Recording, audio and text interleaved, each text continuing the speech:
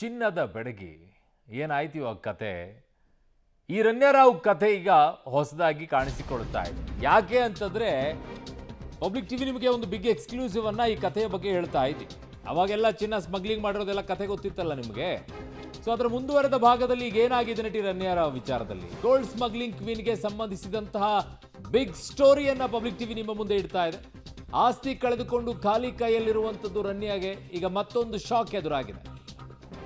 ಗಾಬರಿ ಆಗ್ಬಿಡ್ತೀರಾ ನೀವು. ಆ ರೀತಿಯಲ್ಲಿರುವಂಥ ಸ್ಟೋರಿ ಇದು. ಬಿಗ್ ಎಕ್ಸ್ಕ್ಲೂಸಿವ್ ಆಗಿರುವಂಥ ಸ್ಟೋರಿಯನ್ನ ನಿಮ್ಮ ಮುಂದೆ ಇಡ್ತಾ ಇದ್ದೀವಿ.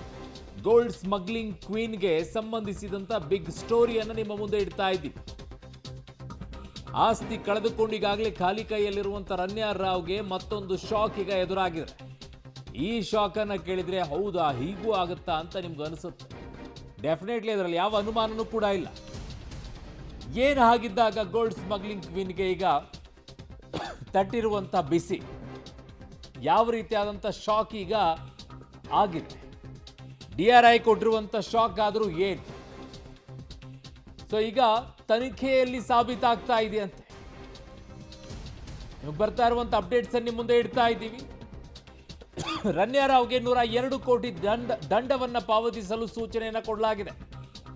ನಟಿ ರಣ್ಯಾರಾವ್ಗೆ ಬಿಗ್ ಶಾಕ್ ಅನ್ನ DRI ನೀಡಿದೆ. ಈಗ 127 ಕೆಜಿ ಚಿನ್ನ ಅಕ್ರಮ ಸಾಗಾಟ ತನಿಖೆಯಲ್ಲಿ ಗೊತ್ತಾಗಿದೆ. ದುಬೈನಿಂದ ಚಿನ್ನ ಅಕ್ರಮ ವಹಿವಾಟು ನಡೆಸಿರುವಂಥದ್ದು ರಣ್ಯಾರಾವ್. ಸೊ ಈಗ ಶೋಕಾಸ್ ನೋಟಿಸ್ ಅನ್ನ DRI ನೀಡಿದೆ.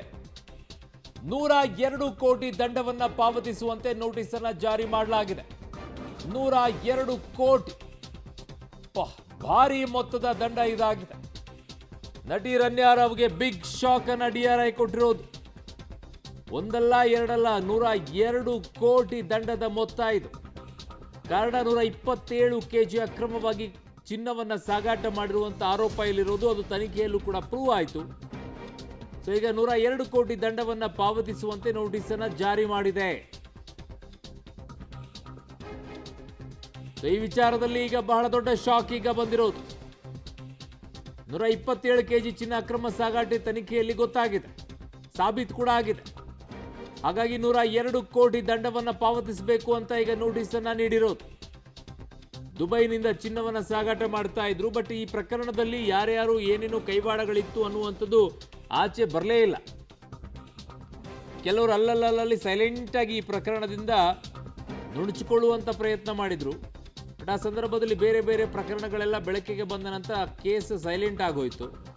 ದೊಡ್ಡವರ ಕೈವಾಡ ಹೇಗಿತ್ತಿದ್ರಲ್ಲಿ ಅನ್ನುವಂಥದ್ದು ಯಾವುದು ಬೆಳಕಿಗೆ ಬರಲಿಲ್ಲ. ಈಗ ಸದ್ಯಕ್ಕೆ ರಣ್ಯಾರಾವ್ ಒಬ್ಬರೇ ತಗಲಾಕೊಂಡಿರುವಂಥ ಪ್ರಕರಣ 102 ಕೋಟಿ ದಂಡವನ್ನು ಕಟ್ಟಬೇಕು ಅಂತ ನೋಟಿಸ್ ಅನ್ನು ನೀಡಿದ್ದಾರೆ. 102 ಕೋಟಿ ದಂಡ. 127 ಕೆಜಿ ಚಿನ್ನ ಅಕ್ರಮವನ್ನ ಮಾಡಿದ್ರಂತೆ ಸಾಗಾಟ. 127 ಕೆಜಿ, 5 ಅಲ್ಲ 10 ಅಲ್ಲ ಗ್ರಾಮ್. ನಾವೆಲ್ಲ ಗ್ರಾಮ್ಗಳ ಲೆಕ್ಕದಲ್ಲಿ ಯೋಚನೆ ಮಾಡ್ತೀವಿ. 10 ಗ್ರಾಮ್ ಯಾವಾಗ ತೊಗೊಳ್ಳೋದು, 20 ಗ್ರಾಮ್ ಯಾವಾಗ ತೊಗೊಳ್ಳೋದು ಅಂತ ಹೇಳಿದ್ರು. ಕೆಜಿ ಗಟ್ಟಲೆ ಅಕ್ರಮ ಚಿನ್ನ ಸಾಗಾಟ ಮಾಡಿದಂಥವ್ರಿಗೆ 127 ಕೆಜಿ. ನನ್ನ ಸಹೋದ್ಯೋಗಿ ಕ್ರೈಮ್ ಬ್ಯೂರೋ ಹೆಡ್ ಆಗಿರುವಂಥ ಮುರಳೀಧರ್ ನನ್ನ ಸಂಪರ್ಕಕ್ಕೆ ಸಿಗ್ತಾ ಇದ್ದಾರೆ. ಮುರಳಿ, ಚಿನ್ನ ಅಂತಂದರೆ ಒಳ್ಳೆ ಮಣ್ಣು ತಂದಂಗೆ ತಂದಿದ್ದಾರಲ್ರಿ ಇವರು. 127 ಕೆಜಿ ತೊಗೊಂಡು ಬಂದಿರೋದು, ಅದರಲ್ಲೂ ಅಕ್ರಮವಾಗಿ ತಂದಿರುವಂಥದ್ದೇ 127 ಕೆಜಿ ಅನ್ನುವಂಥದ್ದಾದರೆ ದಂಡ 102 ಕೋಟಿ. ಫಸ್ಟ್ ಟೈಮ ಈ ರೀತಿಯಾಗಿ 102 ಕೋಟಿ ದಂಡವನ್ನು ಹಾಕಿ ನೋಟಿಸನ್ನು ಜಾರಿ ಮಾಡಿರೋದು ಮುರಳಿ?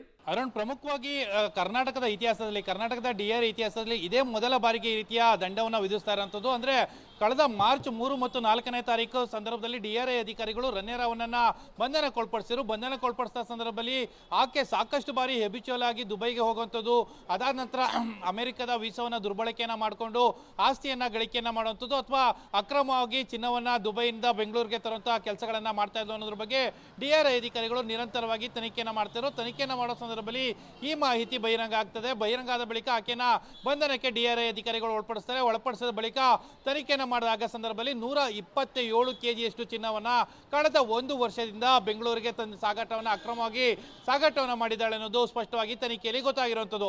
ತನಿಖೆಯನ್ನು ಮಾಡಿದ ಬಳಿಕ ಪ್ರಾಸಿಕ್ಯೂಷನ್ ಅನ್ನ ಹಾಕುವ ಮುಂಚಿತವಾಗಿ 102.55 ಕೋಟಿಯಷ್ಟು ಚಿನ್ನಾಭರಣವನ್ನು ಅಂದರೆ ದಂಡವನ್ನು ವಿಧಿಸಿರುವಂಥದ್ದು. 127 ಕೆಜಿಯಷ್ಟು ಚಿನ್ನಕ್ಕೆ 102.5 ಕೋಟಿಯಷ್ಟು ದಂಡವನ್ನು ಕಟ್ಟಬೇಕು ಅಂತೇಳಿ ಈಗ ಶೋಕಾಸ್ ನೋಟಿಸ್ ಅನ್ನ ಕೊಟ್ಟಿರುವಂಥದ್ದು.